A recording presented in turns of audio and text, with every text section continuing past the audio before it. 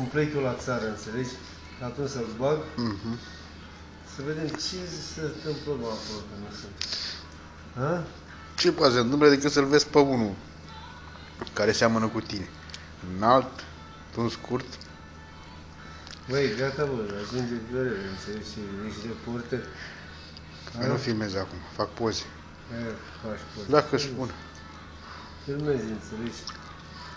Cel puțin, uite, sal spre viitor.